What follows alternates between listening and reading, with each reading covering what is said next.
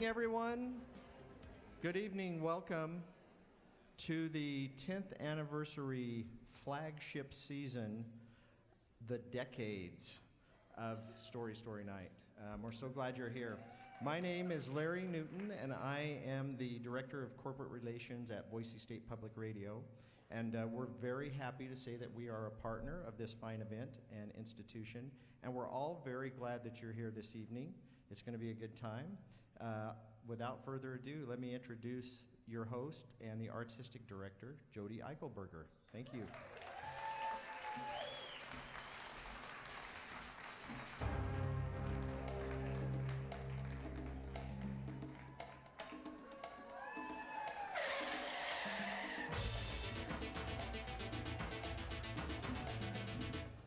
Please ignore the clipboard.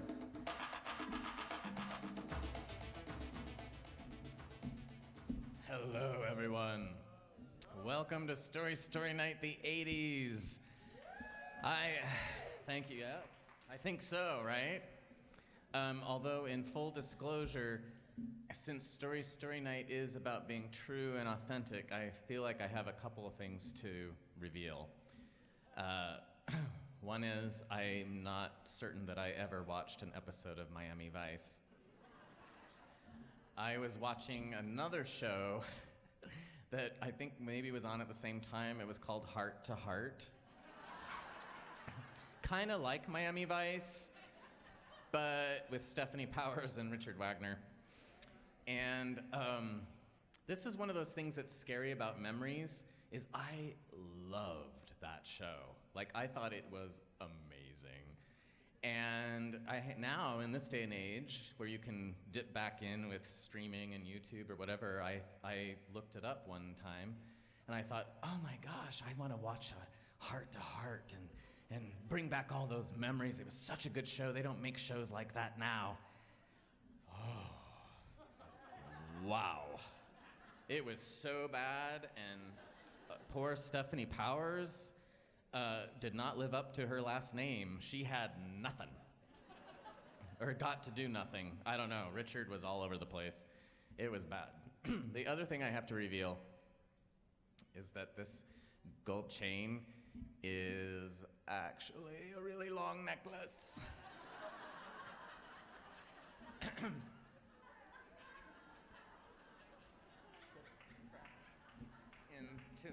Sorry. It was really cold when I threw it back there, too. Okay, so those are my confessions. But now I get to, first of all, thank this wonderful gentleman over here, Grant Olson, our DJ tonight, featuring our 80s music.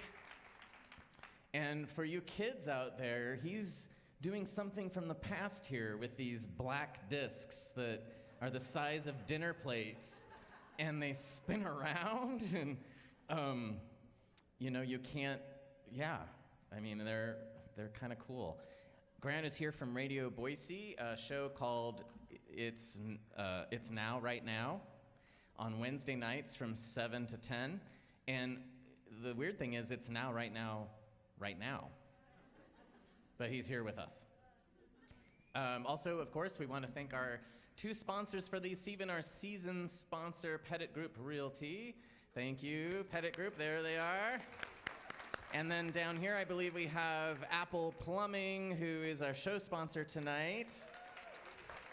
And, the real cool thing about Apple Plumbing is that it's owned by Bob Haycock, who was one of our founding board members and was on our board for a very long time, and just until like a year or something ago. And he's still participating, he's still involved, and he's sitting right here. Thank you, Bob.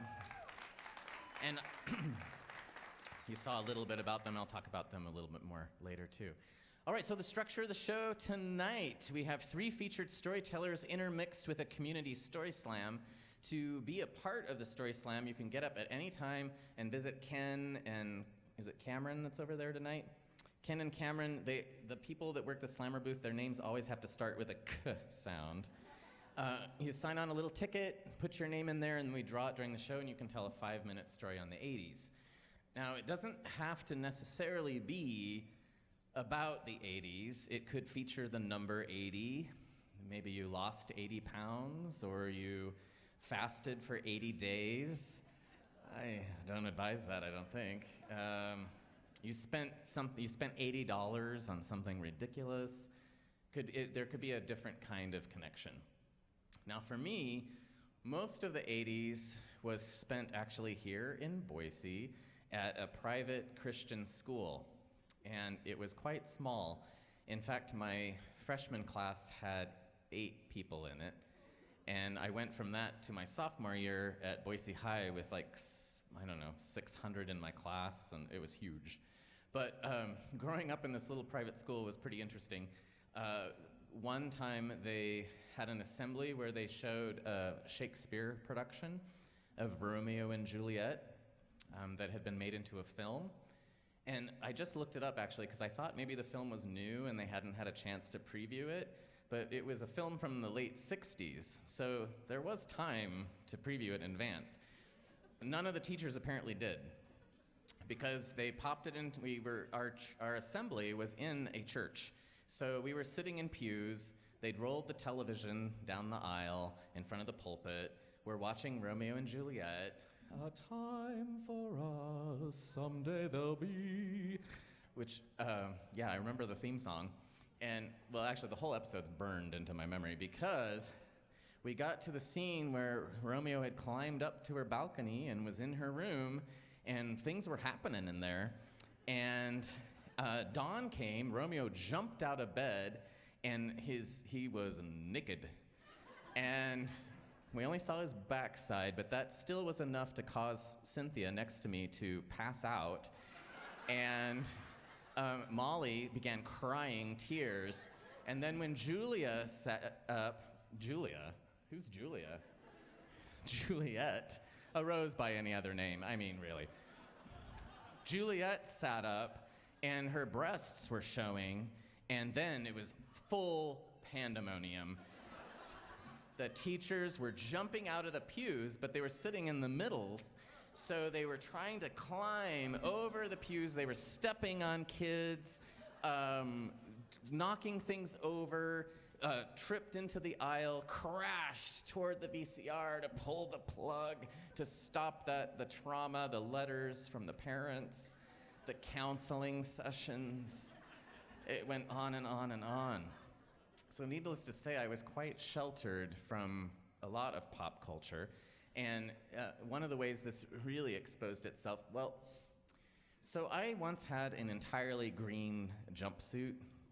It was 2 pieces, so I guess that's not a jumpsuit, a leisure suit. I had an all green velour leisure suit. And I went to school with my cousins who went to the same school. My dad would drop me off and we'd all ride in together. And they thought that green leisure suit was hilarious. And they gave me my nickname, which lasted for quite a while, which I shouldn't really share because it could resurrect it. I hear that happens. But the nickname was Jode the Toad. That lasted for a while. The other thing they let me know is that if you wear all green, they can say that you're horny. Well, I thought that went with the toad thing. So I was like, oh, if you wear all green, you're horny like a horny toad. So at my school, after we'd recovered from Romeo and Juliet, we also had a PE class. And one day, Miss T, who was our PE teacher, came in wearing an all-green sports suit.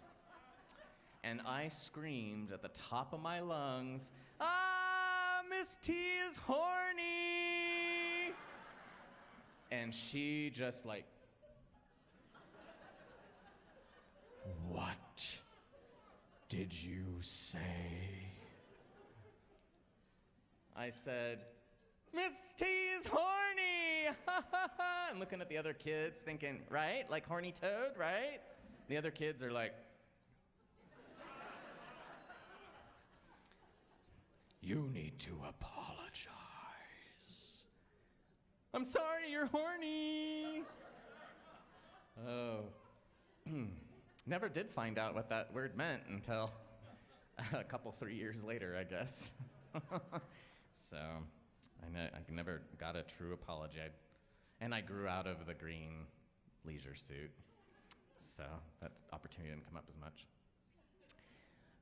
But we have some opportunities tonight for some other storytellers and for you to share stories. I'm going to bring up our featured storytellers in sort of reverse order. Actually, yeah, in reverse order. And we'll welcome them to our stage. We have tonight a story where we will all go on a journey together on an airline that only existed in the 80s with Mr. Ben Murray. And then we're going to learn about a certain hiding place in the 80s that was exclusive to downtown Boise with Mr. Travis Schwartz. And yes, as a special tonight, the stairs are only on this side, but that's a Christmas gift. Or I guess you could, no, please, he has very sensitive equipment. Please do not climb up that way. But first up to the mic, we have a woman who will share with us how she was able to take comfort from an 80s sitcom. Please welcome to Story Story Night, not her first time at our microphone, but it's been, let's say 8 years, just to stick with the 8 zeros. 8 and 0 years, Ms. Molly Mettler.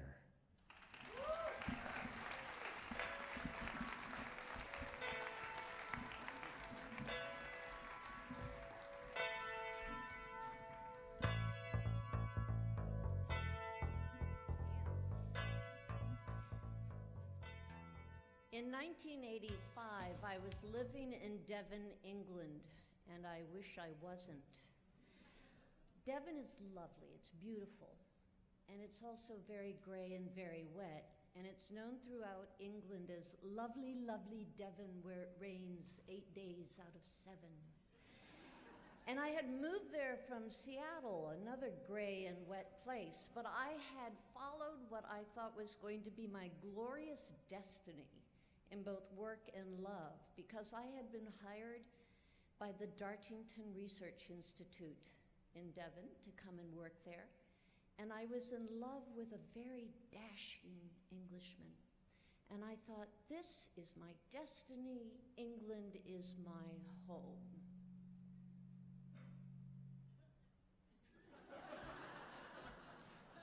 Signs pointed to no. It started off okay. It was all very novel and very exciting, and I was enjoying myself. But then I realized I was not fitting in England. It was entirely too posh for me. The circumstances I was in, I was hanging out in country homes, and there were fox hunts and lots of tweed, and people crooked their pinkies when they drank tea, and it was all just very, very over my head. And my job started to get kind of stale, and it sputtered to a halt because of bureaucracy. And my dashing boyfriend dashed off in another direction, and I was kind of left high and dry. In fact, I was stuck in the countryside with a flock of sheep. And the high point of my social calendar was sharing tea and crumpets with the vicar. And it was all kind of very sad. And I was so lonely for American energy that I religiously watched Cheers on TV. And the theme song, which talks about you want to go where everyone knows your name, made me all misty-eyed. So when an offer came from Healthwise here in Boise, a recruitment offer, I jumped at the chance because I wanted to escape England, and I did. But I was going to Boise, Idaho. Boise was not unknown to me because of my family. Before I was born, my father, who was in the Air Force, was assigned temporary duty at Mountain Home Air Force Base. And he brought my mom and then 4 kids up to Boise with him. The 4 kids ranged in age from age 6 down to infant in arms. They rented a basement apartment in a in a farmhouse out on Camas Street up on the Boise Bench. And the farm where they lived is now Cascia Park. 68 years ago, the bench was largely farmland, and that's where my mother lived full-time with 4 kids and no car. The 6-week temporary assignment stretched into a 6-month order. And my mom had to scramble to get my brother into school, and she had to scramble to get cold weather clothes for all the other kids, and they scrambled to improvise Christmas that year as well. And the stories that came out of that 6-month scramble formed the basis of a whole bunch of stories that I heard growing up in my family. It was part of our family lore. So I thought I knew what I was getting into, but my prospective employer had gone ahead and sent a Chamber of Commerce brochure describing Boise. And in it, it said, 200 days of sunshine a year. And they also said, you can ski and golf on the same day. And I thought, I don't do either of those things, but okay. I was just excited about the sunshine and the possibility of a new place. So I left England in late January of 1985 and went to accept what I thought was going to be my temporary duty assignment in Boise, Idaho. I set off with 1 suitcase and 1 purse. I stopped off in Virginia to see my folks and to pick up a car, a real sweetie of a 1978 Chevette that I called the Tin Can, and that tin can was going to deliver me across the United States in the depths of winter. And not only me, but my friend Trisha, a New York City gal to the core who wanted to see the middle of America. Why she wanted to do that in February, I have no idea, but I was glad for the company.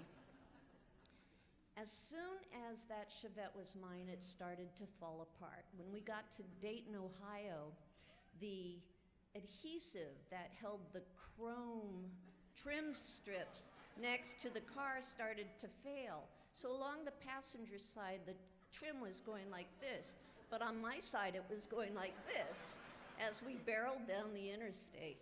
And I never got that fixed. And around Grand Island, Nebraska, the headlights failed.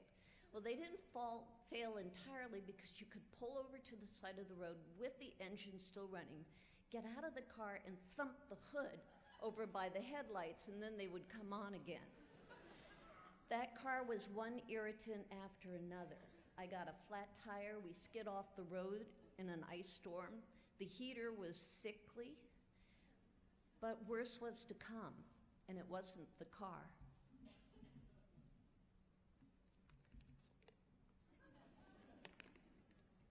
That long, lonely stretch of I-84 by Snowville, Utah. You've been there. You don't want to be there, but you've been there. I discovered there that my purse was gone. Oh no, say the women. Yes, my purse was gone. And I had no idea which restroom, restaurant, or rest stop I had left it in. I didn't even know if maybe it had been stolen, but I did know that I had no money. My wallet with its cash, its credit cards and checkbook was gone, and I had no ID. My Washington State driver's license and my US passport were gone. I was a 4-hour drive away from Boise, and I was going to some place where no one knew my name, and I wasn't even going to be able to prove I had a name. So I kind of started to fall apart, kind of like the car. My headlights went out, my trim was flapping, I was skidding off the road.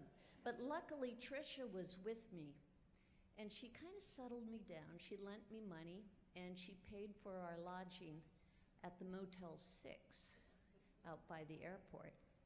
And she stayed an extra 2 days to help me get acquainted with Boise. Boise was bad. It was in 1985, for those of you who were here, it was ugly. The Chamber of Commerce brochure had lied like a rug. There was this huge gray pall over the city that smelled god-awful. I later learned that the pall over the city, the cloud over the city, was called the inversion. And the smell was called the sugar factory. We drove downtown in the midst of this thick fog, and downtown was just a series of empty dirt parking lots. And we drove down Main Street, and a tumbleweed rolled down Main Street. And Trisha, my New Yorker friend, laughed out loud. So then we decided we were going to go get a latte because we needed a coffee shop. And we drove around in concentric circles starting on Main Street. And there was no coffee shop to be found. We ended up at a Denny's. And then on Saturday night, we were looking for entertainment. The two offerings were a tractor pull, a tractor pull and a concert by Myron Florin, Lawrence Welk's accordion player. On Sunday, Trisha left me in the Motel 6 where I sat sniveling and saying, "What have I done? What have I done? I've moved to Boise, Idaho. What have I done?" Monday didn't start any better. In fact, I walked into my office, or the place where my office was, and I blundered right into the middle of a staff meeting. And all these heads swiveled around and looked at me, and a voice said, "Who are you, and what are you doing here?" They thought I was a boy from Boise High School who had just decided to walk into the office. Well, that got settled out, and my boss brought me a cup of coffee, seated me on his office couch, and gave me a cup of coffee, which I promptly spilled all over me and his white office couch. And I'm thinking, what am I doing here? And why does he have a white office couch? Luckily, my boss fronted me some money so that I could get a cheap apartment, and there were cheap apartments back then. But I had no money for furniture, so I slept on the floor in my coat.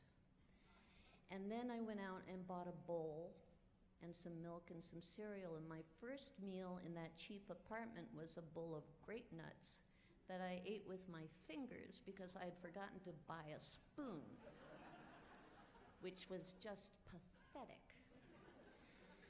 But things slowly started to shift. The sun came out, and it kept coming out day after day. It was like a miracle. And after 10 years of Seattle and England, I thought it was mighty weird, but I liked it. And there was one day that I went to the post office, and the sun was shining, and the postal clerks were very nice to me. And I came outside, and I stood on top of the steps in the post office, and the sun was coming down, and a random nice guy came up and said, "Good morning." And I thought, wow, they don't do that in England. Not even the vicar does that. Another good thing that happened was that I got my purse back with everything in it, thanks to a nice lady who found it hanging on a hook in a restroom in a Chevron station in Rock Springs, Wyoming.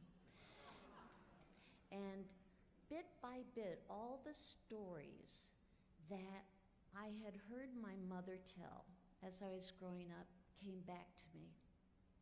She had said that the people of Boise were kind to her and nice to the kids, that the farm wife had arranged for my brother to be enrolled in school, and that the neighbors up there on the bench had organized a clothing drive so that the kids had warm clothes to wear during the cold months. She said that there was such a spirit of generosity here that it had touched her. And she said that some of the kindest people she ever met were the people she met in Boise, Idaho. So, my plans changed. My 2-year temporary assignment has transferred itself into a 35-year long haul. I found work that I love. I helped raise a family, and I found my true love. I was firing on all cylinders again. So Boise is the place for me. Boise is home. Thank you.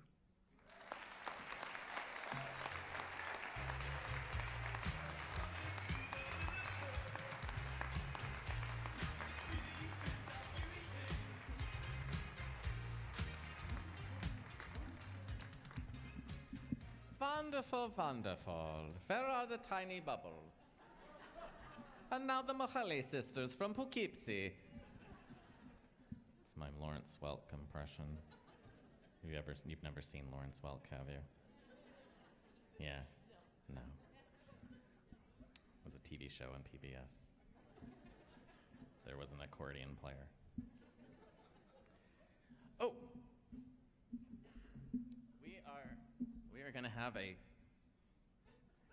We're gonna have a slammer now, I think. Do we have a name in the box? It sounds like maybe there's one.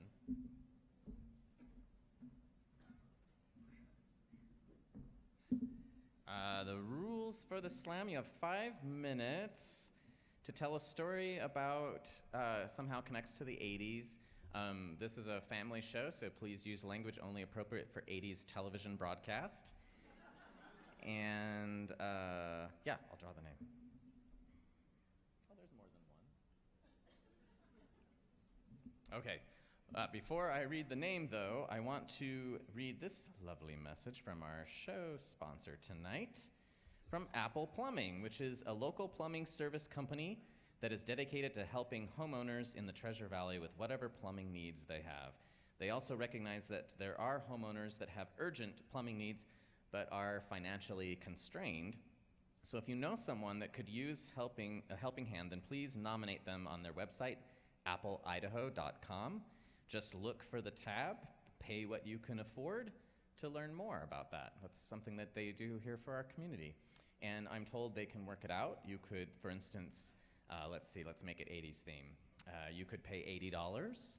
You could give them 80 slices of banana bread, or maybe 80 hugs. It's pay what you can afford.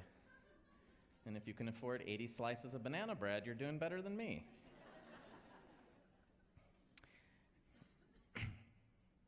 We are going to have to our stage this evening Cheryl Whedon.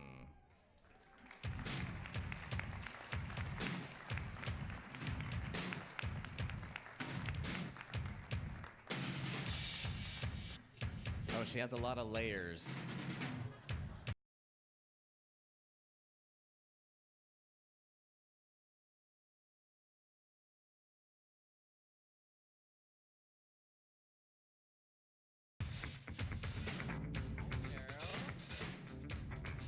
Happy holidays.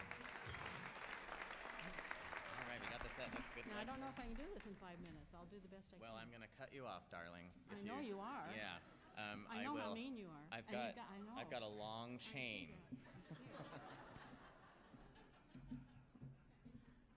that. Okay.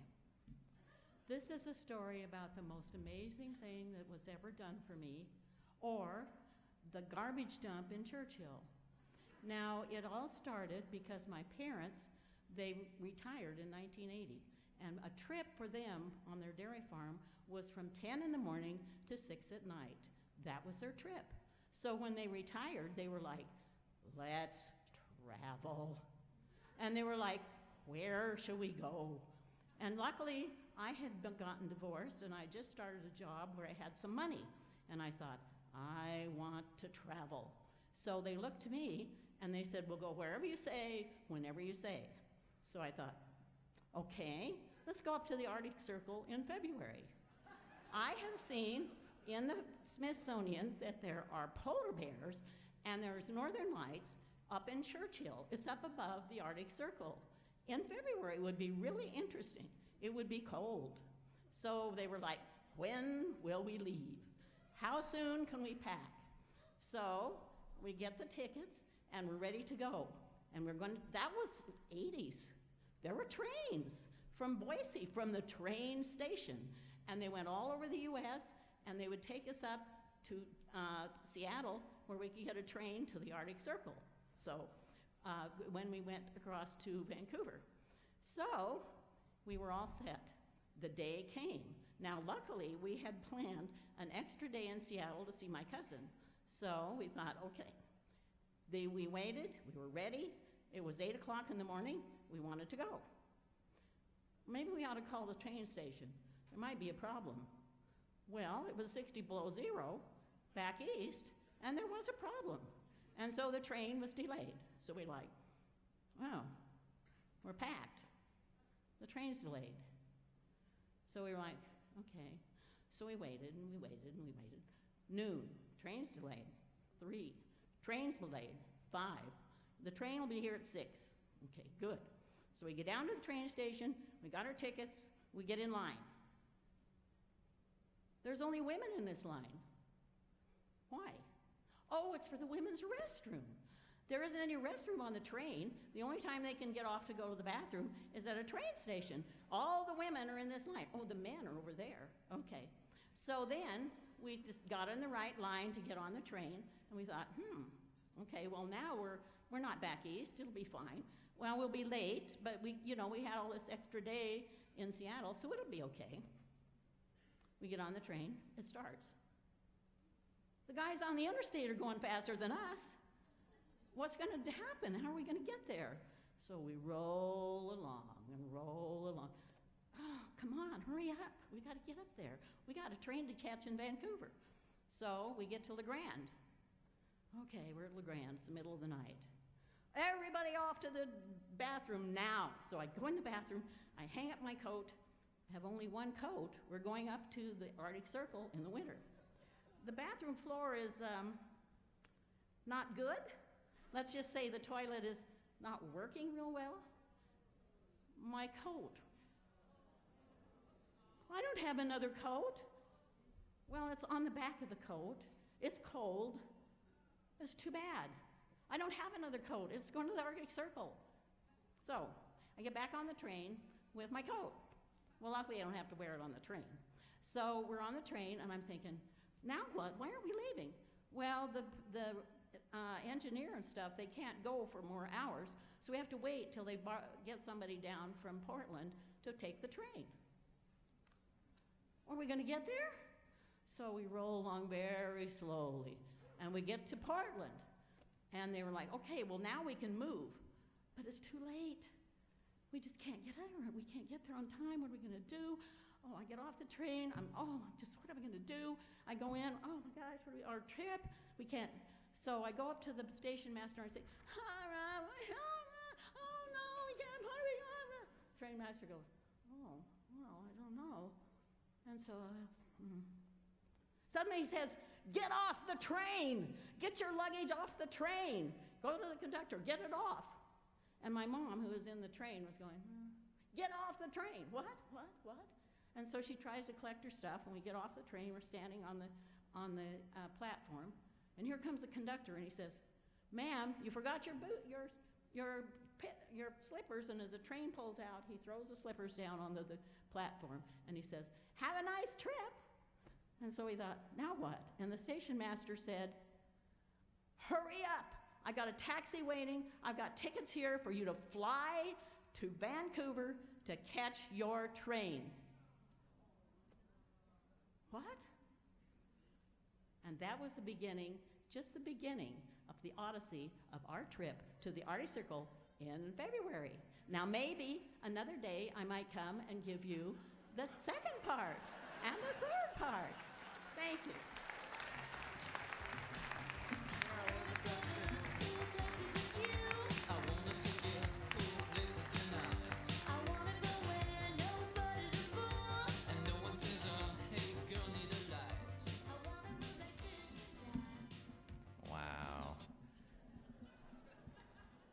to say I've ridden Amtrak a few times, and I don't think anyone would have bought me tickets to fly to Vancouver today. I thought we were going to hear a story about the Northern Lights and polar bears, but that's how Story Story Night goes. Instead, you hear about urine on the floor and at the train station, which is life, really. And then I started thinking, gosh, I don't remember Jump having urine-colored gels in their lights before. Usually they're all just white, and like everything is the color of urine tonight. Before I remembered I'm wearing sunglasses. So yeah, that's cheery sunglass color. All right, we are going to move on to a story that does not have a train station or polar bears or northern lights, but it does feature Boise in the 80s. Please welcome to our stage, Travis Swartz.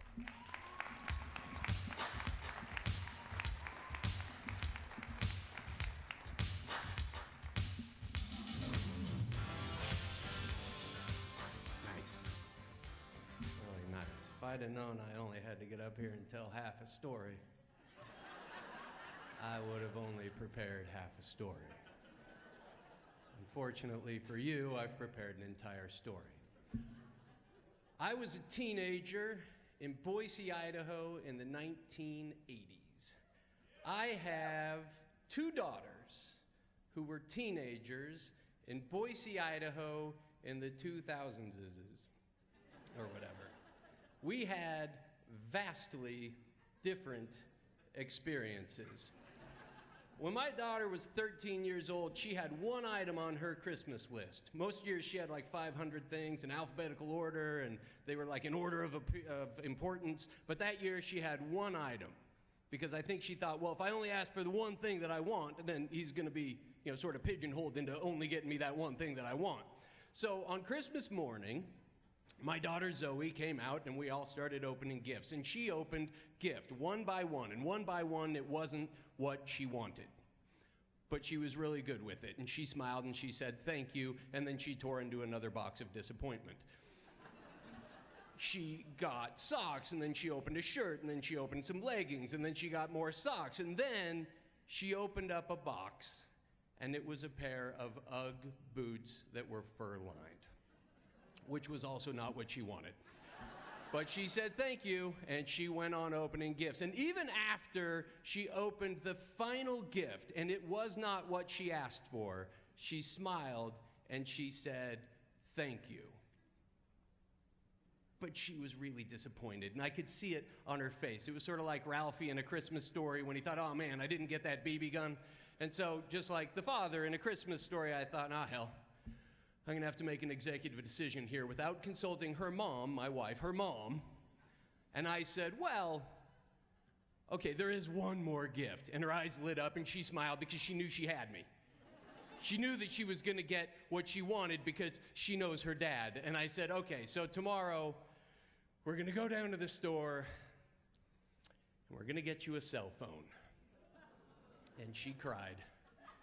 Good God, she bawled. I mean, she was more excited than I've ever seen her in my entire life. And we've been to Disneyland. She was excited because now she was going to be in constant contact with all of her friends, texting and Snapchatting and Instagramming and LOL and FML and all the rest of it. She was so excited, and I was excited because now I could text her day and night, anytime I wanted. Where are you at? What are you doing? Who's there? Are her parents there? Text me her parents' number. And I was excited because then I could call her anytime I want, day or night. Hey, where are you at? Yeah, who's there? Let me talk to her parents. You guys going anywhere? You need to check in with me every 2 seconds. Hey, if I text you, you text me back. If I call you, you call me back or I'm taking away the phone. Zoe had it in her head that that cell phone was the keys to the world, but I knew that it was a short leash to her parents. You see, Zoe didn't understand the freedom that that cell phone was going to rob her of. But I did, because I grew up in the 80s. And in the 80s, we didn't have cell phones, we had freedom. My parents didn't know what the hell I was doing or where the hell I was 90% of the time. We didn't have texts, we had notes. We used pens, we would scribble words on a piece of parchment like a caveman. We would leave it on the kitchen counter. Hey, gone to EJ's, be back later. I could write a note at 3 in the afternoon, disappear, do whatever the hell I wanted until 10 p.m. We were on airplane mode at all times. I didn't have some sort of GPS cellular communication device in my pocket. I had plausible deniability. I could spend an entire afternoon smoking weed down in Julia Davis Park, playing hacky sack. I'd come home, I'd start stumbling to my room. My dad would be like, "Hey, where the hell have you been?" I'd be like, "I was down at the library. We were studying for a history test. I left you a note." And that would be that. If I could get out of the house, and I could do anything that I wanted as long as I didn't get caught. So I spent my time looking for hiding places to hide from my parents, my teachers, the police, anybody that could tell me what to do, or more importantly, what not to do. So me and my friends had hiding places from one end of the valley to the other. I can remember packing 10 people in a 2-door Datsun B210. We drive clear out to the end of South Cole into the desert. We have a bonfire. We drink beer until we pass out. I can remember driving to the other side of the dam out at Lucky Peak, stripping naked, swimming, skinny dipping, naked, case of beer under, one arm, out to the docks, 1 in the morning. I can remember 40 of us caravanning out to Eagle Road, out to Eagle Road, in the middle of shit nowhere. Eagle Road? Is that even in Idaho? We were out there because we couldn't get caught. We were out in Eagle Road. Who the hell's gonna come out there? Nobody. We had bands, we had kegs, it was fantastic. But my favorite hiding place in the entire valley was on the corner of 8th and Main in a building called the Eastman Building.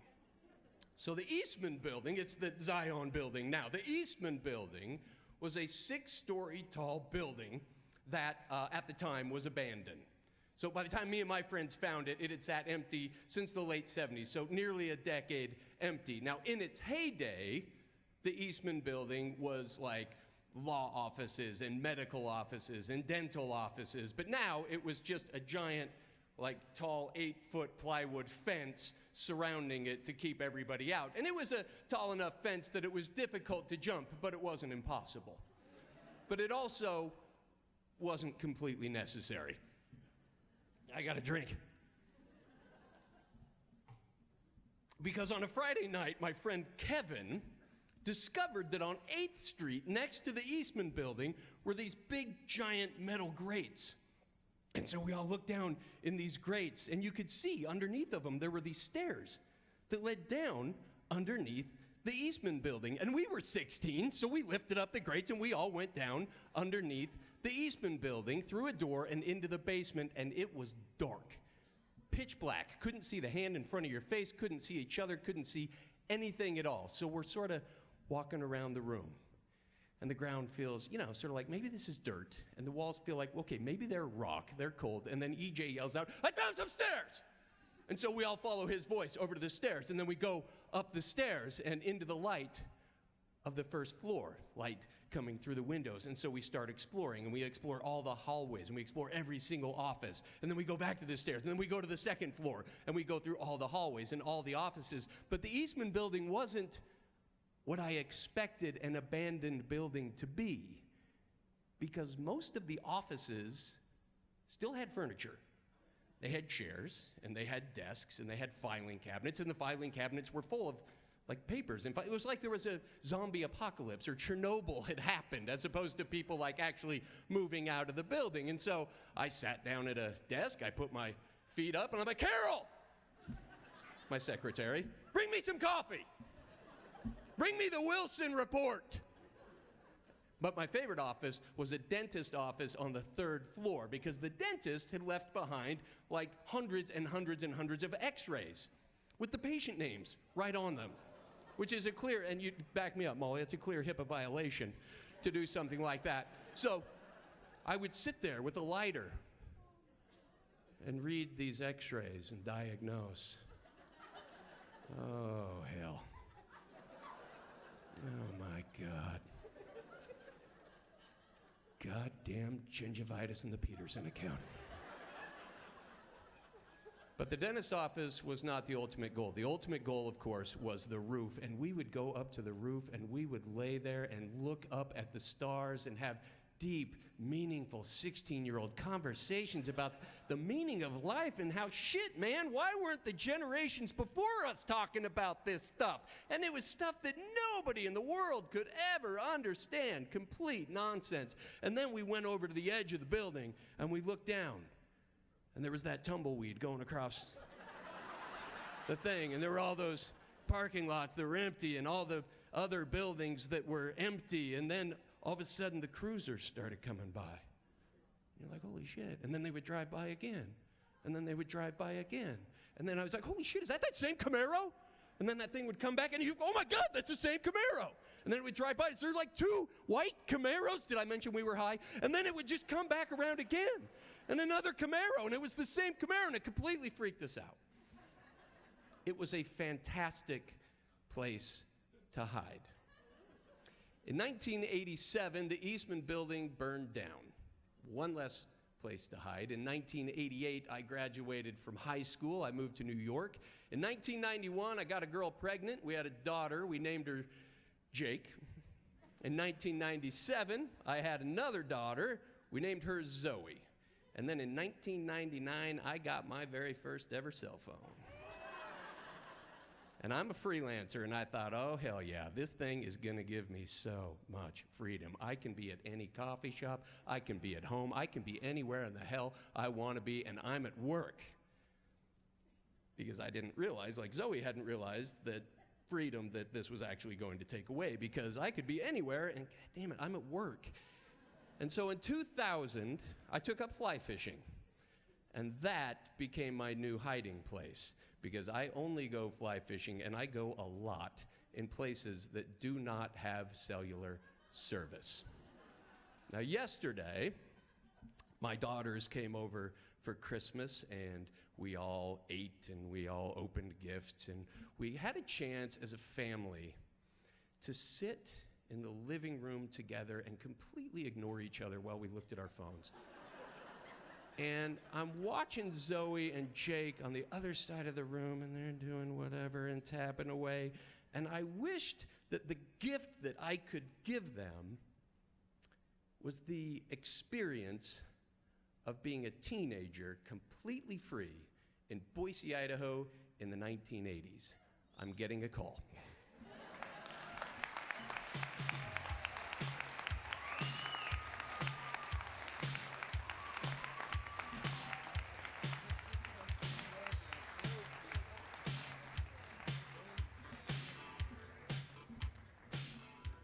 Thank you, Travis. In addition to our slammers having a time constraint, our featured storytellers actually also have a certain amount of time they can fit in. And so we had to cut for time one section of Travis's story where we actually read the file that Carol got in the office. He misquoted it, though. It was actually called the Pettit file. So Carol brought it over, and Travis was sitting in there, and he took the paper from her, and he read this out. In the 1980s, Andrea Pettit was buying stickers and Jelly Bellies at Baloo Latimer, eating steak sandwiches at the San Francisco Grinder, stopping for her first bra at the Mode, and rocking her first concert, the Thompson Twins Berlin, at the BSU Pavilion. And that is our season sponsor message from Andrea Pettit. I don't know how it got in the Eastman Building, but there it is. Back to the Future, thank you. Baloo Latimer, wow, I forgot about that place. Up on Vista, I remember I rode my bike up there. at least on 2 occasions. The first occasion, I wrote it up there to buy a Smurf figurine. The second occasion, I pooled my sister and I's money and went up there and bought a Gremlins poster. Those were my Blue Latimer purchases. Did not get anything at the Mode. And I do not know what the San Francisco Grinder was. Apparently we were in a different class of people, Andrea and I. And while Travis was up in the Eastman building, I was home watching Heart to Heart. All right, we're going to take a little bit of a break. You can go get something else to drink or go to the restrooms, and we'll see you back here in about 10 minutes for the second half of the 80s. Thank you.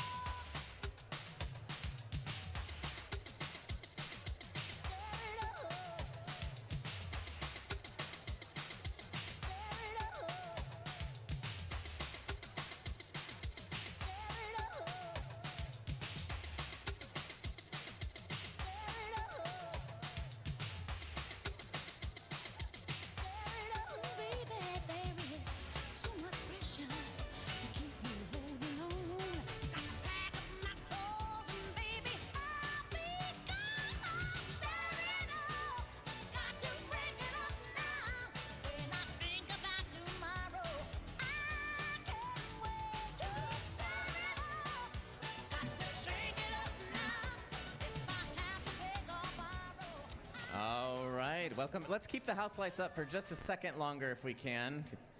I just want to let people, if you have come tonight dressed in some sort of 80s style, do you want to just stand up for a moment so we can see those who self-identify as we've got a Prince concert tour road tour shirt here.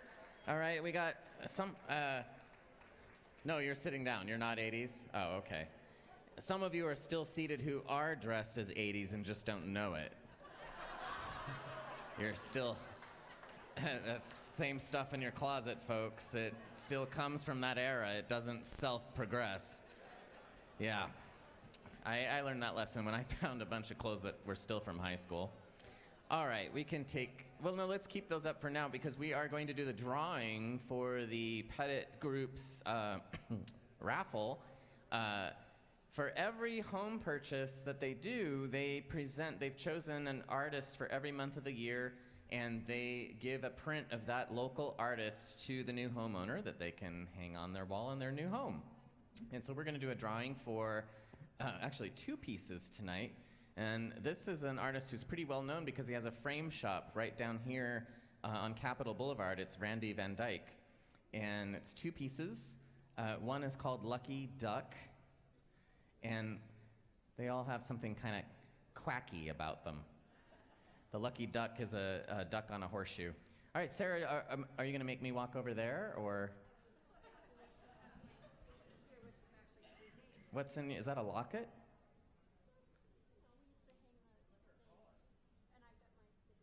Oh, a signet ring. Oh, okay. All right, we're going to do the drawing. And the winner of the pair of birds, the fowl art,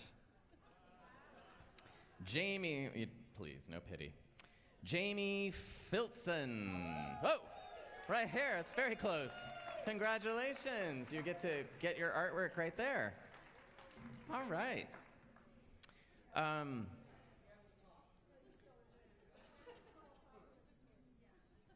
Okay. Well, there's a lot going on over there. Oh. Travis's story reminded me of, and I know we have a lot of family here for Christmas, which is really fun that you've brought your guests to the show tonight. We also have our live stream happening right now, and I'll say, sometimes you hear me say hello to my niece in Corvallis, but she's here in the audience tonight for Christmas, so I don't have to do that. Where are you, Natalia? Did they hear your name? There she is. She disappeared quick. And I'll say hi to cousin Diane as well, who's normally here but is home resting. So, hello. Until YouTube shuts down our feed for copyright violation, which is probably happening right now. Because we were playing, have you played any Warner? Yeah, we're done. We'll chop it up and put it up later. But I was reminded in Travis's story about that moment. It's not when you discover that Santa Claus is, sorry, I don't want to reveal too much. So I won't say that. But what I will say, there is a moment when you learn that your parents are more involved than you thought they were. And for me, that happened in the 80s when I had my heart set on a computer. I really wanted a home computer. And in those days, it was the Commodore 64, which had letters that were about this big. And I believe it was a 64K memory, which now wouldn't even handle my contacts for my telephone numbers. But I really wanted that computer. So that's what I asked for. And I was very lucky that most of my childhood, my mom was able to stay at home. And so she was there for us as we were growing up, picking us up from school, counseling us after the traumatic Romeo and Juliet experience, all of those things. But around that time, she suddenly got a job. And that was like, well, this is different. Like, mom's working? And it didn't click until Christmas morning when I opened that computer and I realized she got that job for this. Yeah. Tears. Tears. So she's here tonight too, so I'll just say thank you, Mom, for all the magical Christmases.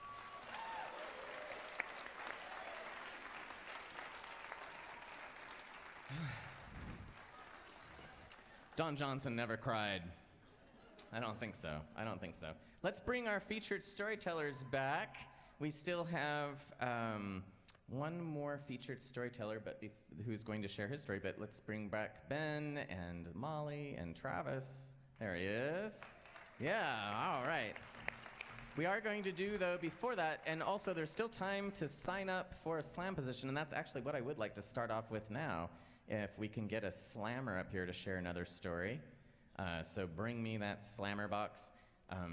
We have a few more positions in the second act, so if you've got that 5-minute story, I'm going to work on getting another chair up here so we can have Cheryl be a featured storyteller as well. All right, here we go. We're going to hear about this. Travis, by the way, you did not make the 80s broadcast criteria for language. I'm sorry.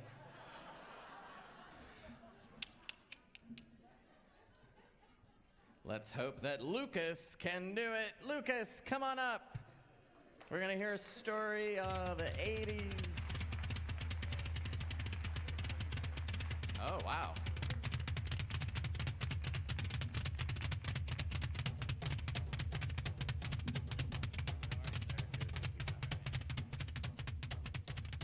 Well, hello, folks. Happy holidays. I'm here with some of my family, and this is starting out to be an annual event, kind of a tradition.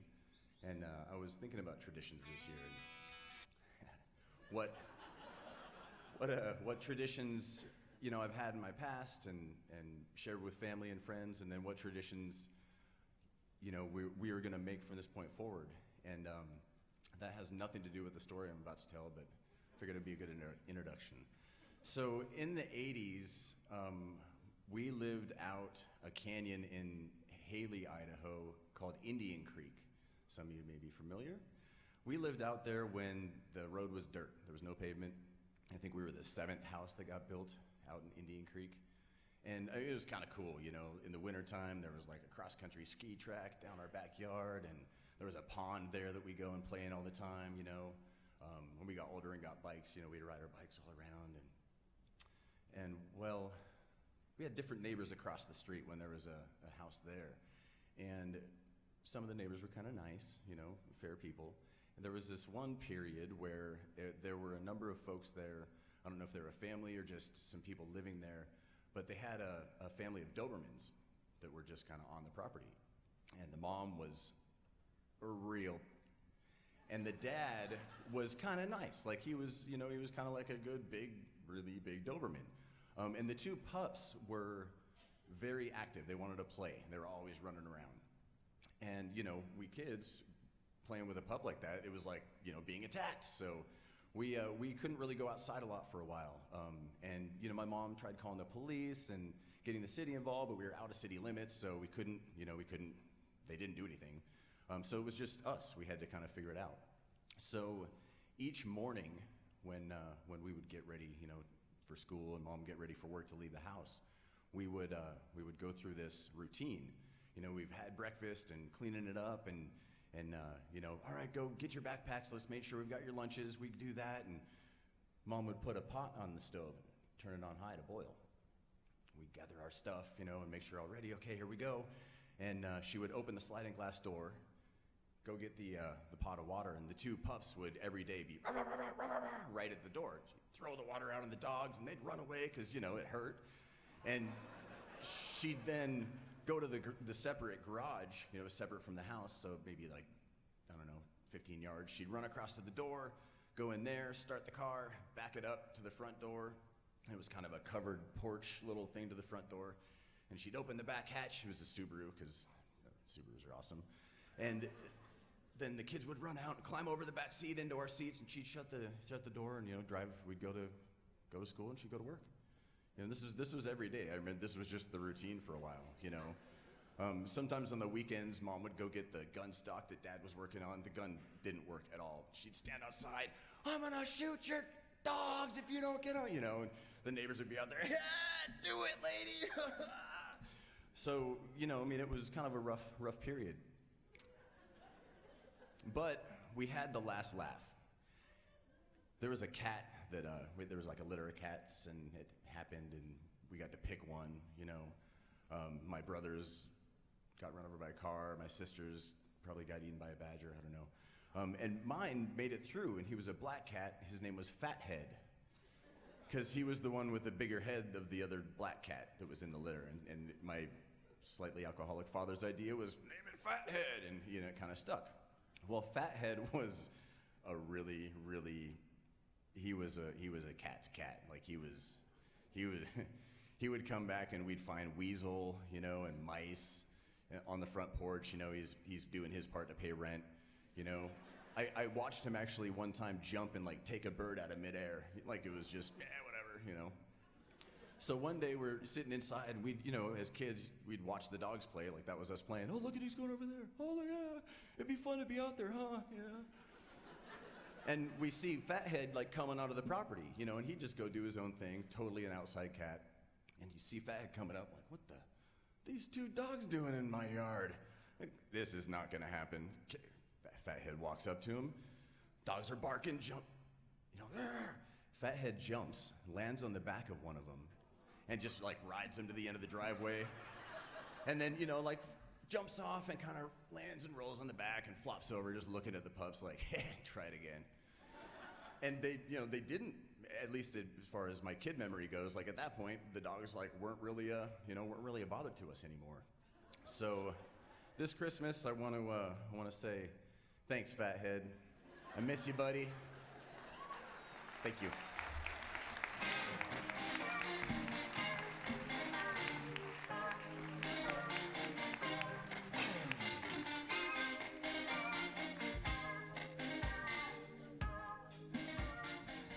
Wow, Lucas. If that happened today and you got it on YouTube, you would be a millionaire. I'm also kind of curious if he has kids, what their names are. Could be interesting. All right.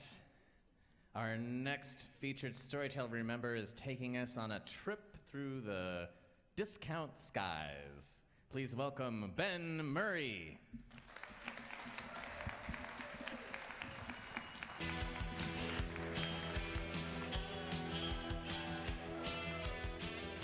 Let's have another round of that before we get started. Woo! Okay. When most of us think about the 1980s, if we ever do, we recall those grand cultural icons like Mr. T, the Cabbage Patch Kids, big hair bands, don't forget Milli Vanilli. But when my wife and I allow ourselves to drift back to the 1980s, we recall the big cultural icon on the East Coast, the People's Express. First of the low-budget, no-frills, discount airlines. The story I want to tell you tonight, though, is about a flight we took with the People's Express, my wife and our young son, and how a plane load of strangers, 30,000 feet in the air, came together as a community to help a small child who was critically ill and his little young family. That was us. And you've heard the story about how it takes a village to raise and nurture a child. This was the best example we ever experienced. So let me set the scene. We're more than halfway back on the plane. The flight attendants are coming up and down the aisle collecting the fares. No credit cards, no checks. It's all a cash transaction on the People's Express. I'm fishing through my pockets because 3 people, that's $92 to fly to Jacksonville, and that's more money than I've ever had at once. So as I'm getting the money, she says very nicely to my wife, I'm afraid your son is going to have to sit in his own seat for takeoff. He's a little too big to be in your lap. Now, Ruben is 7 years old. He has Down syndrome, but he's very small. He's more like a toddler than he is a 7-year-old boy. So, okay, no problem. And she's moving over, and we're squeezing around, and she gets him latched into his seat. And just before the lady walks away, Reuben responds to this whole thing by going, this huge burst of diarrhea, which is not anything new for us. It's been going on all day.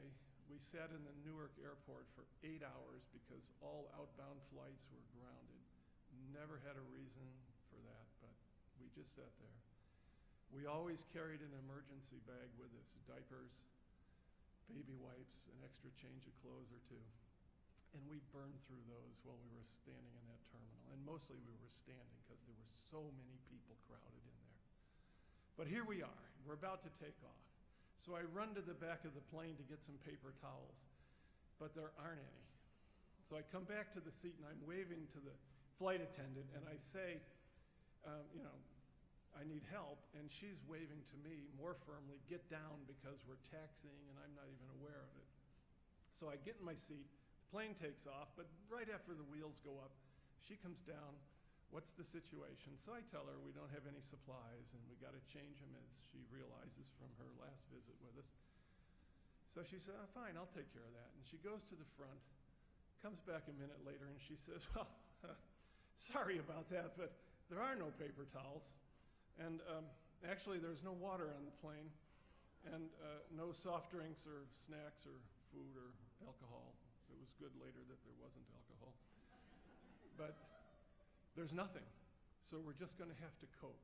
How can I help? And that's the first moment when the village started to rise up for us.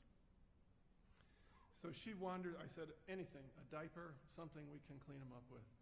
She wanders behind us, comes back a minute later, drops a diaper and some of my napkins in my lap. And we do kind of a dry clean, if you get the picture. It's not really as effective as you might think, but it's the best we can do. So we park him against the side of the plane by the window, and his head is back, and he goes to sleep, and we're like, oh, thank God, only an hour and 40 minutes, we'll be home. About 15 minutes later, the whole thing starts over again. We wave the flight attendant, she comes by, knows the deal. The next hour plus, she's going up and down, begging, borrowing, stealing, doing whatever she can to help us here. I mean, more napkins, another diaper, later another diaper, some Kleenex, 2 handkerchiefs even somehow made their way to us.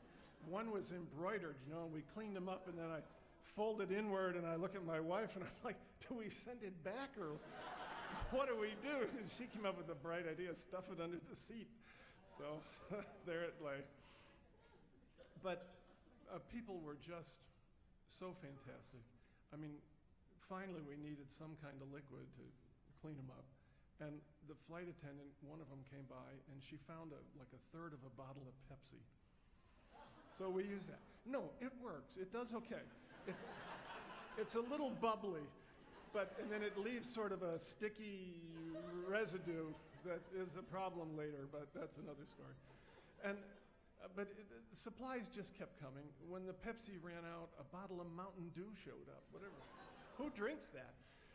But it is good for this purpose, and we used it. At one point, the flight attendant comes up, and she's got 2 sandwiches. And she says, there's an older couple a few rows down. They think you need the food more than they do. And, of course, we're looking at our hands now. Like, ew, okay, thank you. But I just want to say that never have you seen so much kindness from so many people. And, it's the Christmas season, and, we're just starting the sort of downhill away, and I thought, what a perfect story to close the holiday season, but to hear about how a group of strangers pulling together, become a village, contributes so much to helping this child and his parents make it through. It was one of the great experiences of our life, and thank you very much for listening.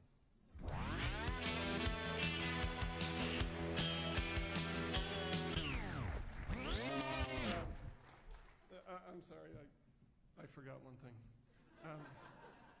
Everything was fine, and it was kind of a Hallmark movie ending for us. Until, that is, the first passenger vomited.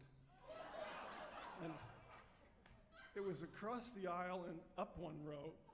An older woman, we couldn't really see her, but we heard this like, and she vomited over herself and the guy sitting next to her. I don't know if she reached for the bag, but she couldn't get it. But this man shot out of his seat like, and hit his head on the overhead and leaned forward and spray barfed the whole row in front of him, starting from the hair down. And everyone around us is in shock because I don't think I mentioned, there is a somewhat noxious odor to the diarrhea, to the darkened handkerchief that's under the seat and the other things. And my wife says to me, you know, if this was a movie, mass vomiting would break out right about now. And she no sooner gets the words out of her mouth than you hear behind us, and then to the front. We can't, you know, we're ducking down here. And then, and then this one. It's like, who's spitting? What the hell is that? But they are. And it just, I mean, here's the thing. I mean, he's this little boy. At this age of 7, he's already had like 18 or 20 surgeries. And the average person has like 25 or 30 feet of bowel. And he's had like 10 GI surgeries in his life, and it's gotten shorter and shorter and shorter.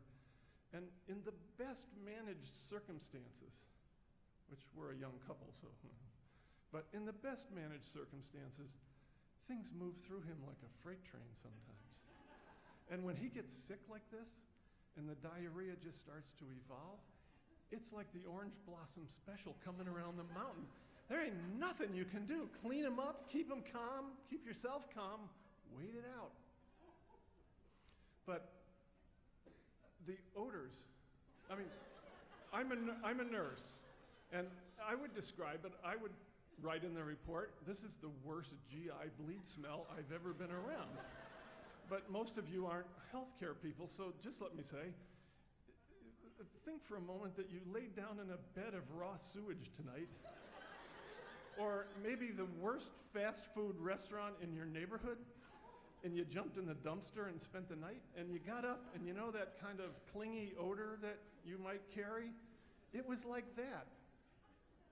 Just the diarrhea. But now there's all this vomiting going on.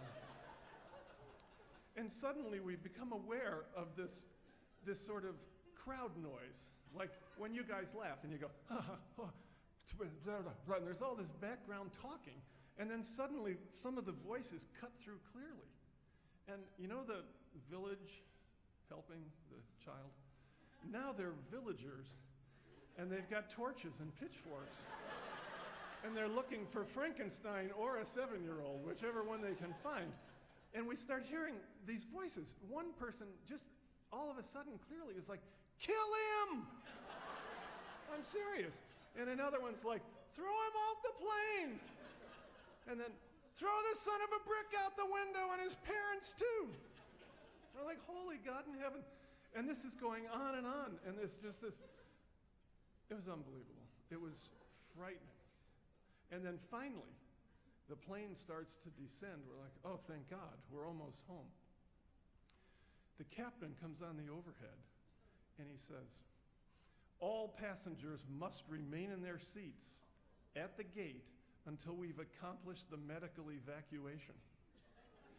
And again, it's like, no! Leave him on the plane! Kill him! No! Let us off! And they're just screaming again, and then, of course, interspersed with blah! Blah! And remember, there's no water, no paper towels, so the next time someone in your family has an accident, clean them up with a dry cloth. It works. The hair goes great. But anyways, and think for a moment, medical evacuation.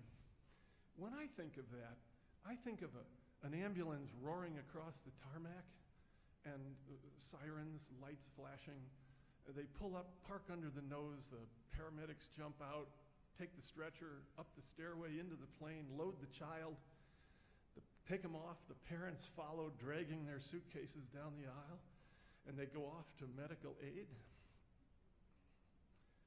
People's Express is a no-frills airline. So medical evacuation looks like this. The father, that's me, grabs his carry-on from the overhead and puts it in front of him like a shield. He picks up the child and tries to cradle him like a football fullback going through the line on a rainy day. His wife is tucked right in behind, and her carry-on is holding it back here as a back shield, and we start walking, stumbling, staggering, slip-sliding on vomit, which is everywhere, and people are yelling, "Kill him! Get him!" And some people actually are slapping at us as we're going down the aisle. And then we finally break out into the free, clean air. It's like, oh my God, and we just run into the terminal all the way through, out the back door to the parking lot, get in our car. We've only got a 1-hour ride to our home in South Georgia and medical help. We got there in 35 minutes. So let me wind it down by saying, we're in the emergency room, and I work in this hospital only for a couple weeks, but I work there. And so we're sitting at the nursing station in the middle of the ER, and they have Ruben in this room with the curtains pulled, and we can only see legs under the curtain moving around. And IV stuff comes in, and medicine bag of something comes in, a ventilator comes in, that's not a good sign. And nothing. And finally a nurse comes out after about half an hour, and she walks right towards us, and we pop out of our chair, we're like, oh God, what's the update? What's happening in there? And she takes one look at us, puts her eyes on the deck, and makes a big arc all the way around us. And then whatever she did back there, she made an even bigger circle coming back around to avoid us, goes back in the room. 5, 6, 7 minutes later, the doctor comes out. I know he's the doctor because as soon as this guy came out from the curtain, the aide or the secretary sitting there said, oh, there's doctor. And I said, who the hell is that? The Doogie Howser of South Georgia?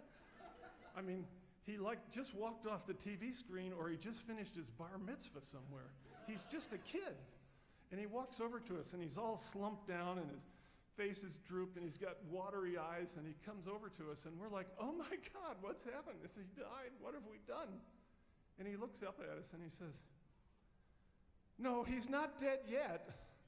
And I just want to say, any medical students to be in the audience, those 4 words, he's not dead yet, is not the opening line you want to use with his parents. But let him continue. He says, the thing is, I've never been alone with a child this sick. I don't know what to do. We're so full of confidence in the new hospital. It was 2 weeks in the hospital before he was tuned up enough to go home. Thousands of dollars in uncovered medical bills because, oh yeah, he has Down syndrome. That's called a pre-existing condition. And but he made it. He survived. There were 10 more surgeries to come. There was a tracheal artery rupture in our living room after a routine tonsillectomy. And he crossed the street without looking, and a car met him in the middle of the road. Broken bones and a head injury, and 3 months or so in rehab. But he made it out of the 80s, out of the 90s, all the way to today. He's here tonight.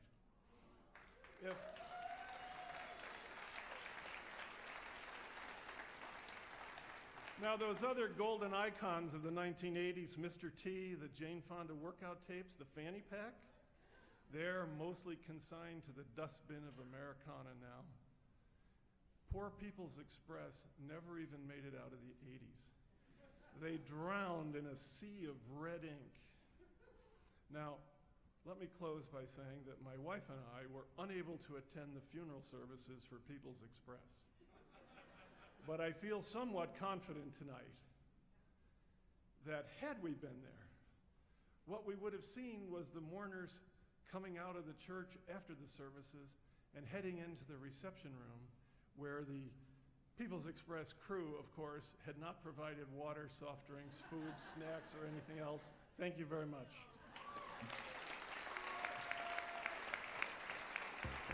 Reuben, stand up.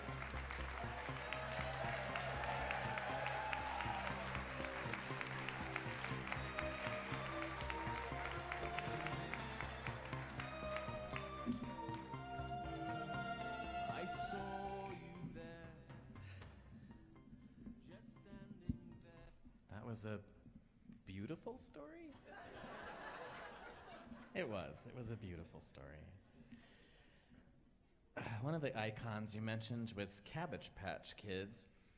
Sometimes I'm not sure how much to reveal about myself.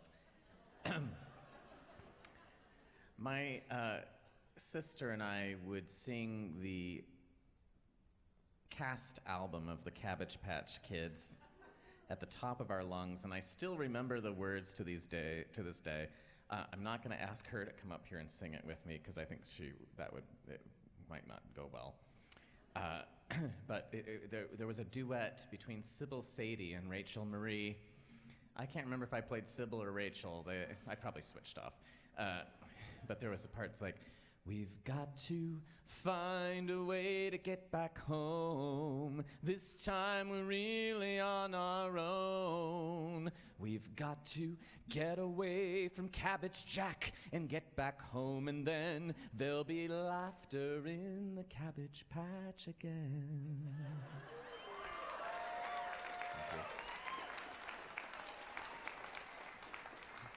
It's really better with the harmony part. You know, it really is rousing.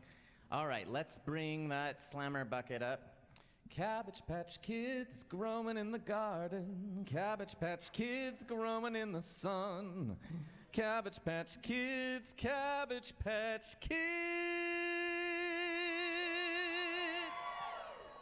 Each one grows to be a special Beth. Beth. Come on up, there she is! Woohoo! Beth, you've been adopted! You don't have to stay in the Cabbage Patch anymore! My Cabbage Patch dreams have come true! Yay! Hi, everybody. Hi, Reuben. Reuben and I, true story, we got to walk down the aisle together at the St. Alphonsus Festival of Trees fashion show several years ago. And Reuben remembered and gave me a big hug earlier tonight, which is really cool. So I was walking past Calvin and Kyle, the K's or the C's, and they were like, tell us your favorite 80s story. And I'm like, I don't remember the 80s. And my husband's like, that's when we met. And I'm like, oh, shoot. So I had to come up with an 80s story. I don't know if you've seen the meme out there. There's a meme that says, when I think about 20 years ago, I think about the 80s, and I realized that 20 years ago was almost the next century, which is true. So our story starts in the 80s, and for me, it starts with a fraternity party at Lambda Chi at University of Idaho, and my husband comes up to me and says, he's now my husband, he wasn't then at the time, I was a kid, you know. He says, hey, remember we met at Business Week at Boise State University, a couple summers ago? And I was like, oh yeah, anyway, so I was telling my friend, so I was kind of rude. I was really young. A couple years later, we meet again, still the 80s, and actually, was it? It was the 80s still, 89. At the Gem of the Mountains, we started dating. And we had met at Business Week in 1987, so that's the point that I didn't remember. Obviously, it's all a blur. So we started dating in 89, and I met his mother that year. I grew up in Boise, and he grew up in Stanley, Chalice area, and to me, or to my mother-in-law, I have been the city girl, because Boise, big city, no. Anyway, and he was a small town. So my mother-in-law, to her, I have been the delicate flower who is like, I was not raised in the woods or around a lot of boys, and so I can't handle things like dirty floors or fart jokes, which I will lean into that when I need to. But I was thinking about that meme, how, 20 years ago was the 80s to a lot of us, but it was actually the 90s. But actually, tonight we're here with our own 20 years ago, our son Jack, who is today 20, he's over 20, but he was born in 1999, so I guess now we have to reframe what our 20 years ago was, which forever for me it will have been the 80s, but it's actually Jack, who is 20 and he was born in 1999, so that's our 80s story. Thank you very much.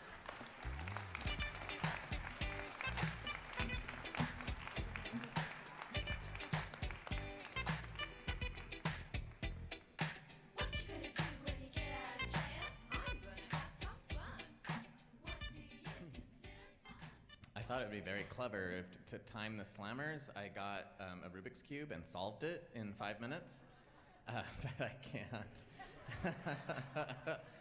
for many 5 minutes. All right, let's bring up the slammer box. I did contact, though, that there is currently a Facebook group that's called the Speed Cube Society, or something, cube speeding, something like that. Anyway, they were going to see if they had someone who would come tonight, but...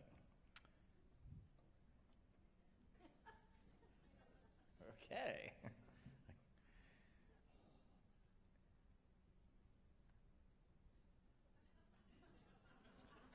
Sorry, I was thinking about the 80s. Kiri Gardner. Kiri? I don't know how else to say that. Am I saying it right? Ah, there she is. Come on up.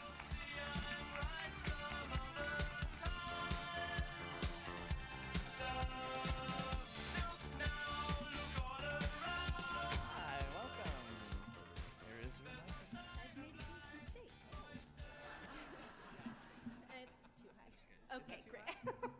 Maybe it's perfect. I don't know. I believe you. Okay. I'm here to You're here facilitate. to assist? That's yes. fantastic. Hello. In 1984, I was born at home on a waterbed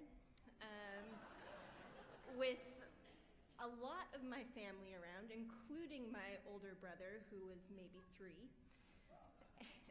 My family was my mom, who had 6 other siblings. My dad had 7 other siblings. So it was a big family. And both my mother and my father and their many siblings decided that they were going to not go the Catholic route and go the hippie route. So they formed a family band. And many people ask if I was in the band. I was not.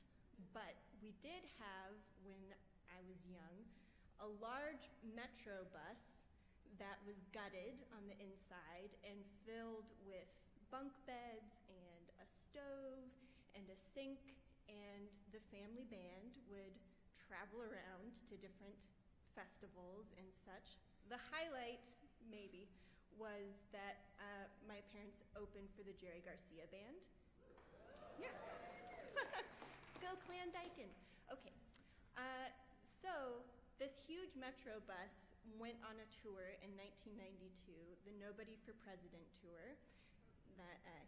Because it was a presidential election year. Anyway, so we drove from California all the way to D.C., where my family decided to protest on the steps of Wall Street.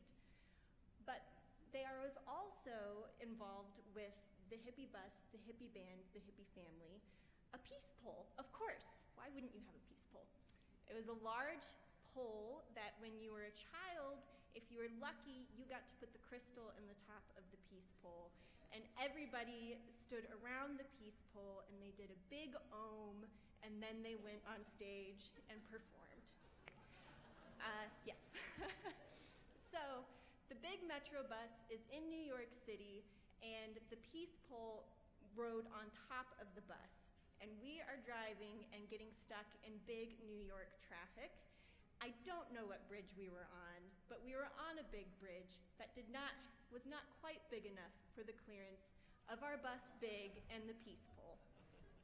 So traffic is coming in around us. My dad, who is driving the bus, cannot exit in any way. We're going for the bridge. He knows what's going to happen. We get to the bridge and we slam to a stop because the peace pole is wedged between the trusses of the bridge and the bus. And we have a bunch of New York traffic that is very angry. They are not feeling the peace and love around the peace pole that is stuck to the top of the bus. Honking, yelling, screaming, which means sirens in the background for the police. You are not allowed to stop traffic on a large bridge in New York. So all the hippies bail out of the bus. They scramble on top of the bus and they start slamming the peace pole as violently as possible. This is not good for the peace pole. It flies off the bus and it tumbles over the bridge and it lands in whatever water was under whatever bridge we were on in New York. I was too young to remember. I don't remember. And there went the peace pole and a big part of my childhood, and my crazy family is still near and dear to my heart, and they are very still much hippies. And there are only 3 members of the band now. There used to be 7. That's my story.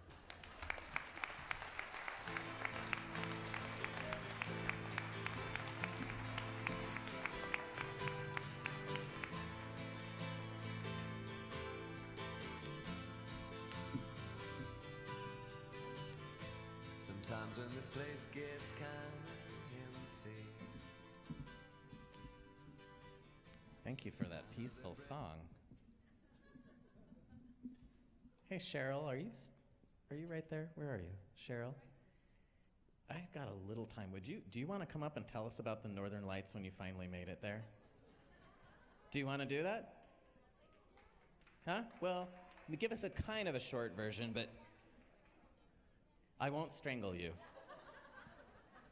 All right, here comes, we've never done this before. It's part 2, ladies and gentlemen.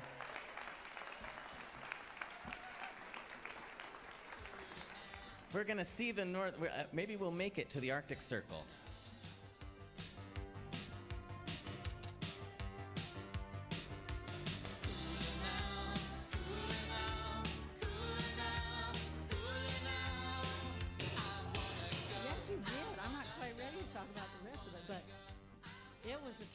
I mean, you can see how it started. And so we get up to Vancouver, and we're there in time at the train station, and my mom, the poor thing.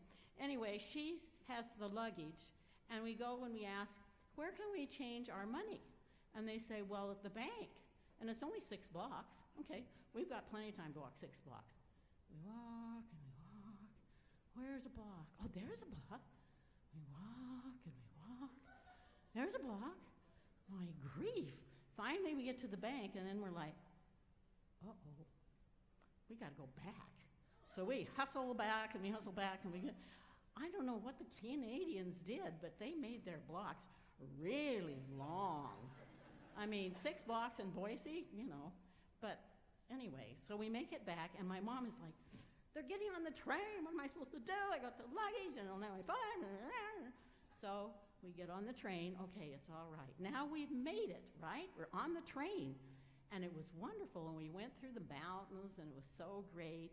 And then we had to change trains. And where did we change trains? It was in Minnesota, but I can't remember just where right now. Anyway, the train went north. So we got off the train. We thought, okay, we've got it. We're going to stay overnight here in this, and we're going to wash our clothes. And, of course, the coat, I couldn't really wash that. But anyway, so we start off, we're going to go, where is a place we can wash our clothes? It's just down the street, okay? So we go out of the hotel, we got our clothes, we got them in plastic bags, and so we go and we go. Well, there's a mall, we'll try that. So we go in the mall, and we look and we look, and pretty soon I look back, and I'm like, that's my underwear. There's a whole bag. My underwear is all over. So we had to go back and collect our clothes. And now, it's getting really late. I think we better go back to the motel. Well, we didn't get our clothes washed. But they matched my coat.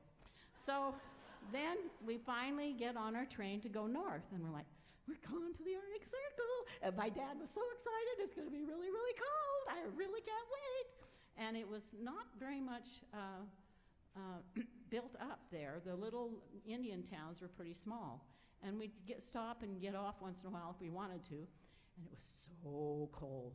And my dad would get out and he'd go,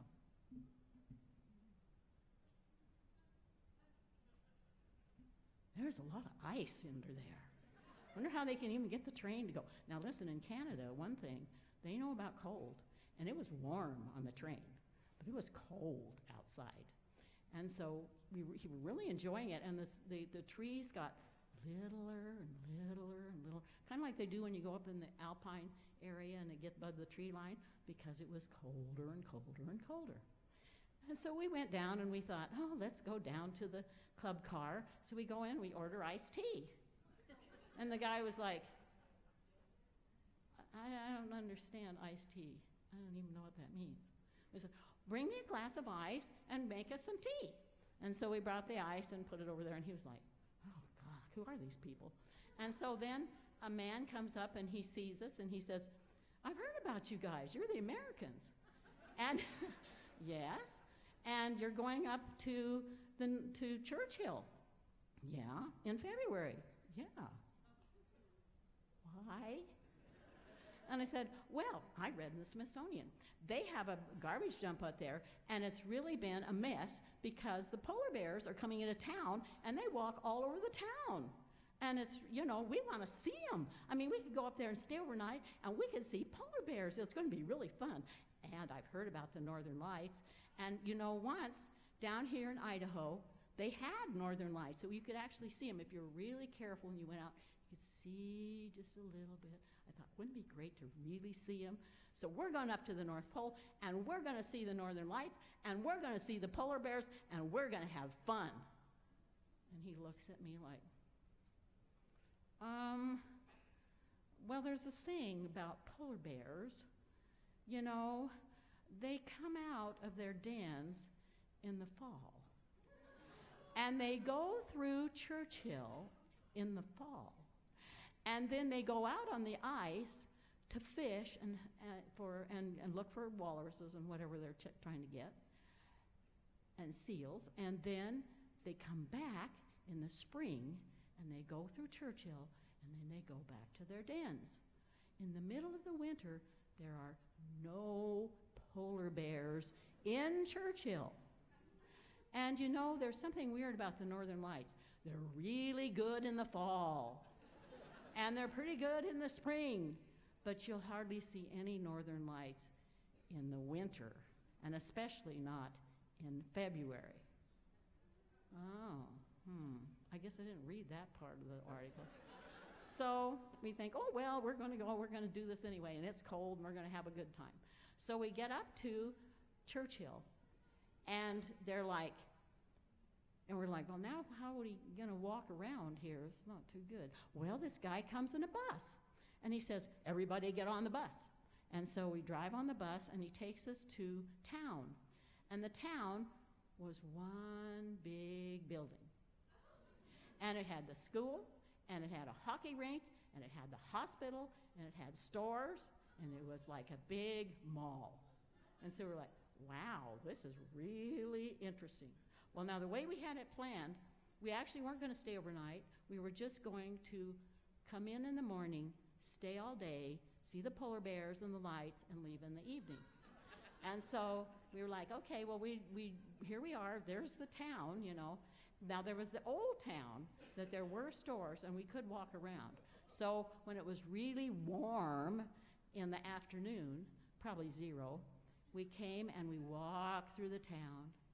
And so we looked around, and I looked out there, and of course it was the Baffin Bay, and it was totally iced over. So I thought, maybe I could walk out there and get a picture standing on the ice.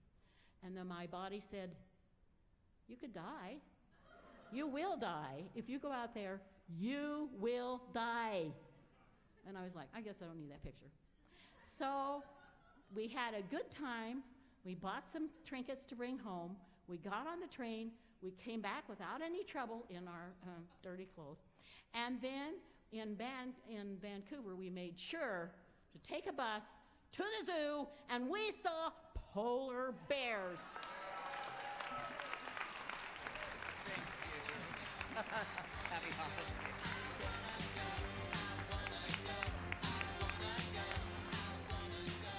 Well, we didn't see the northern lights, but we did get to see polar bears. Thank you so much. Hey, one thing I forgot that Story Nights needs to see, which I was supposed to talk about before intermission, is we need to see some more sponsors for our season. So maybe I can guess that Amy Moran might be available at the tables by the elevator on your way out. If you are a person or a company who would like to be a sponsor for Story Night this season, please see her, or I might have to go out there. I don't know. I didn't talk to Amy about this. So that'll be outside in the lobby. We just need some more leads for sponsors for the season. Steven, will you cue my music for this next part, please? There it is. Well, happy holidays. Thank you so much for being here with us tonight. This was really great. And thank you for the support from the Boise Arts and History Department. This program is also supported in part by the Idaho Commission on the Arts and the National Endowment for the Arts.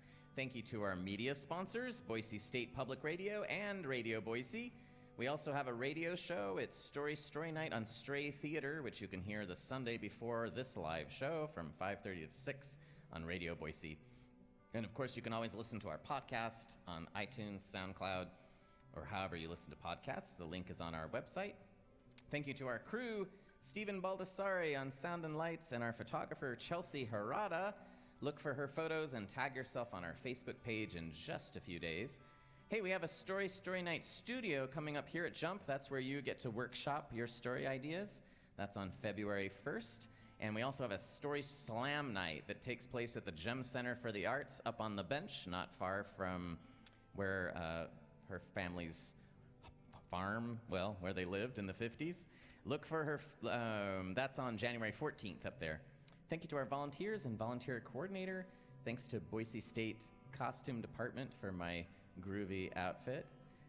Thank you to Stephanie Moore and to our board of directors. And one more thing to leave you with in 2019, the last show of this decade.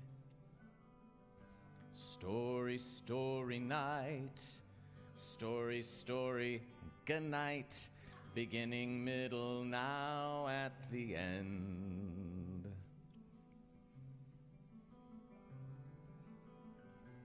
Authentic, inspiring, spontaneous.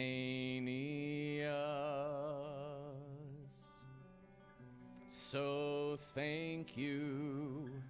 You shared your stories and you really listened. I might have come here as a stranger, but now I'm leaving as a friend.